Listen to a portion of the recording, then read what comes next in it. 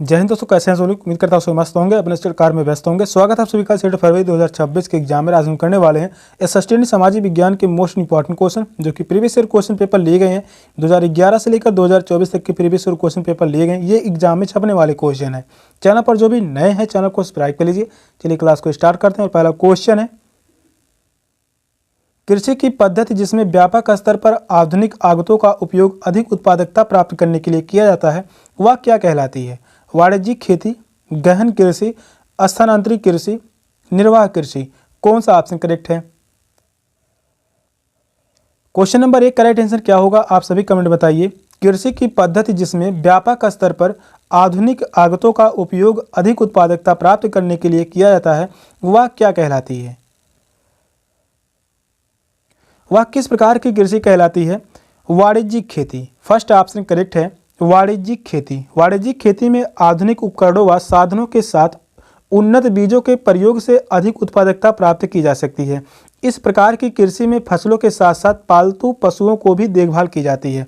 इस प्रकार की कृषि में पालतू पशुओं को भी रखा जाता है। पालतू पशुओं को भी रखा जाता है।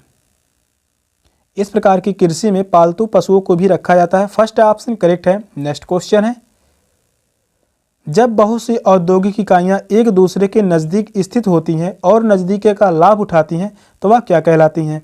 औद्योगिक तंत्र, औद्योगिक क्षेत्र, बाजार अर्थव्यवस्था, असेंबली लाइन उत्पादन। कौन सा ऑप्शन करेक्ट है। क्वेश्चन इंपॉर्टेंट है। यह क्वेश्चन पूछा गया था 2018 में। क्वेश्चन नंबर 2 कह रहा है, जब बहुत सी औद्योगिक इकाइयां एक दूसरे के नज़दीक स्थित होती हैं और नज़दीकी का लाभ उठाती हैं तो वह क्या कहलाती हैं।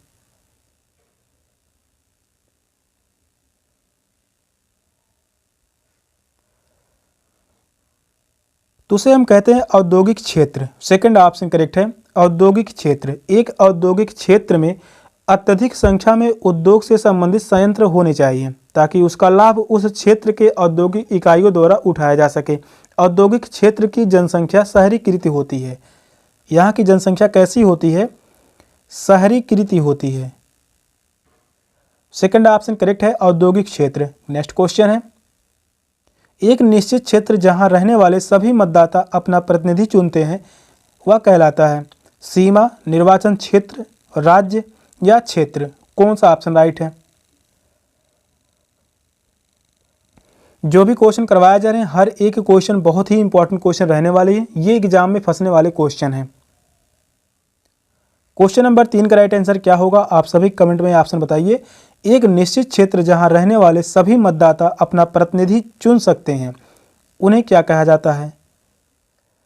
निर्वाचन क्षेत्र। सेकंड ऑप्शन करेक्ट है, निर्वाचन क्षेत्र। एक निश्चित क्षेत्र जहां रहने वाले सभी मतदाता अपना प्रतिनिधि चुनते हैं उसे निर्वाचन क्षेत्र कहा जाता है।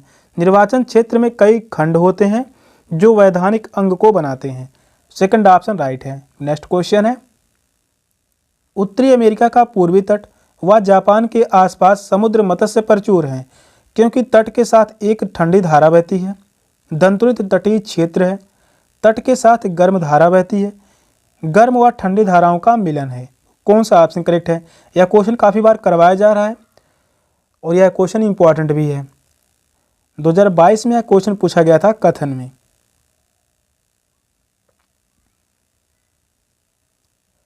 क्वेश्चन नंबर 4 कह रहा है, उत्तरी अमेरिका का पूर्वी तट व जापान के आसपास समुद्र मत्स्य प्रचुर हैं।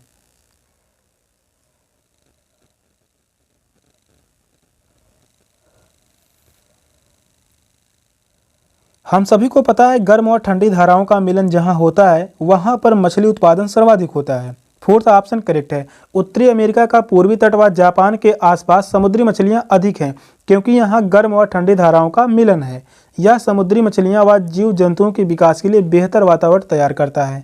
फोर्थ ऑप्शन करेक्ट है, गर्म और ठंडी धाराओं का मिलन। नेक्स्ट क्वेश्चन है, विश्व की 80% से जनसंख्या निवास करती है एशिया व अफ्रीका में, एशिया व दक्षिण अमेरिका में। थर्ड ऑप्शन कह रहा है उत्तरी अमेरिका व एशिया में, एशिया व यूरोप में। कौन सा ऑप्शन राइट है।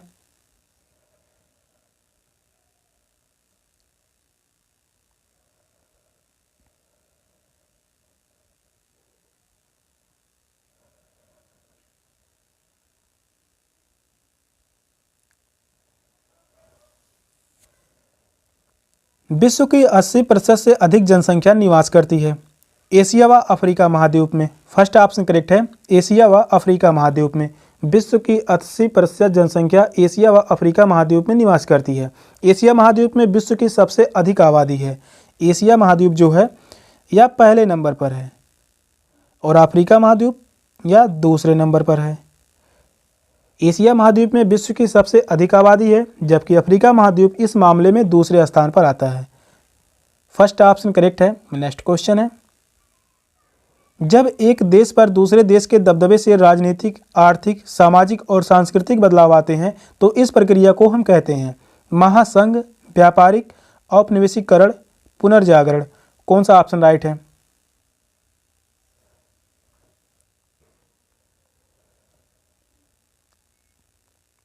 यह क्वेश्चन 2023 में पूछा गया था, इंपॉर्टेंट क्वेश्चन है, और यही क्वेश्चन 2019 में पूछा गया। 2023 में यह क्वेश्चन कथन में पूछा गया था।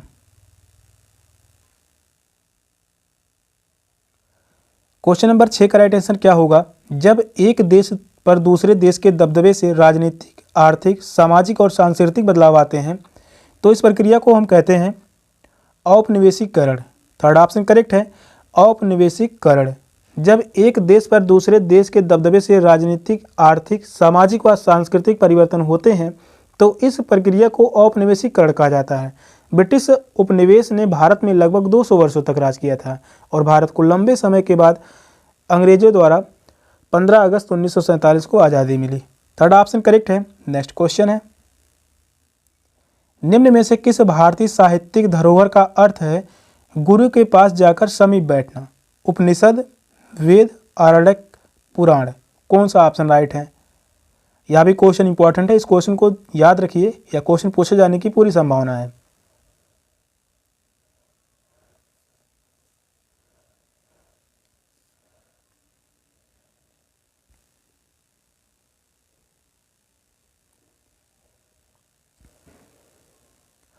क्वेश्चन नंबर 7 कह रहा है, निम्न में से किस भारतीय साहित्यिक धरोहर का अर्थ है गुरु के पास जाकर समीप बैठना? उपनिषद। फर्स्ट ऑप्शन करेक्ट है, उपनिषद। उपनिषद विविध लेखों का संग्रह है, या जो है विविध लेखों का संग्रह है, विविध लेखों का संग्रह है, जिसमें हिंदू धर्म से संबंधित दार्शनिक व धार्मिक जानकारियों का वर्णन है। लगभग 200 प्रकार के उपनिषद प्राप्त हैं। लगभग 200 प्रकार के उपनिषद प्राप्त हैं। 200 प्रकार के उपनिषद प्राप्त हैं। फर्स्ट ऑप्शन करेक्ट है। नेक्स्ट क्वेश्चन है, किस काल में कर प्रथा का विशिष्ट महत्व था? हड़प्पा सभ्यता, वैदिक काल, महाजनपद, गुप्त। कौन सा ऑप्शन राइट है?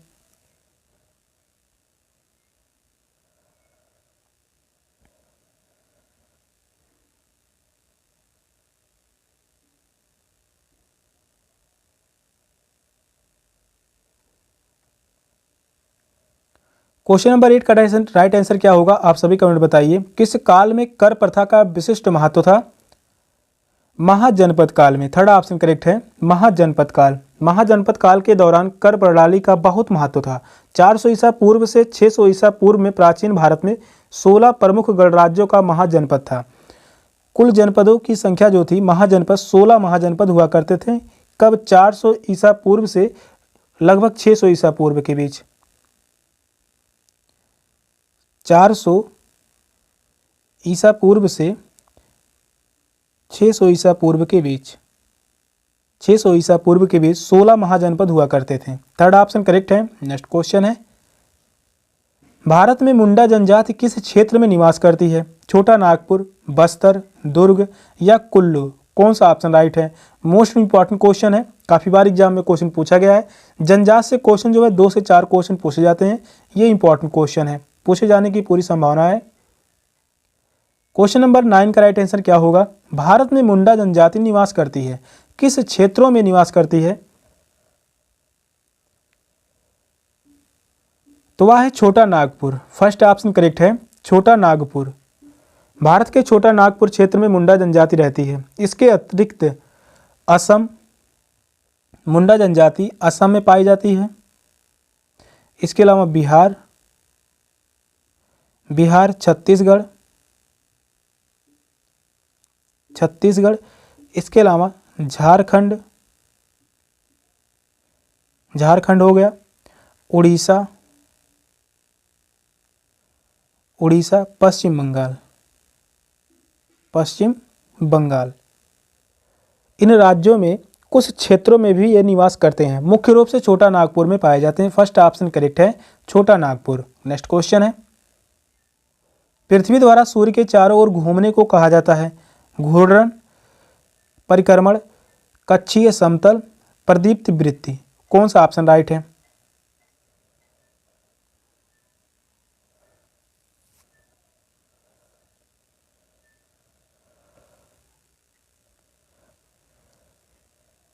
पृथ्वी द्वारा सूर्य के चारों ओर घूमने को कहा जाता है परिक्रमण। सेकंड ऑप्शन करेक्ट है, परिक्रमण कहा जाता है। सूर्य के चारों ओर पृथ्वी के घूमने को परिक्रमण कहा जाता है। पृथ्वी सूर्य का चक्कर लगभग 365 दिनों में लगाती है। पृथ्वी जो है सूर्य का चक्कर लगभग 365 दिनों में लगाती है, 365 दिनों में पूरा करती है। पृथ्वी और सूर्य के मध्य औसत दूरी की बात कर लें, पृथ्वी और सूर्य के मध्य औसत दूरी, औसत दूरी की बात कर लें 149.60 million kilometre, 60 million kilometre. Second option correct है, परिक्रमण। सेशन का लास्ट क्वेश्चन था। क्वेश्चन कैसे लगे कमेंट में जरूर बताइएगा। चैनल पर नए हैं, चैनल को सब्सक्राइब कर लीजिए। मिलते हैं फिर नेक्स्ट क्लास में, तब तक के लिए बाय बाय, टेक केयर, जय हिंद।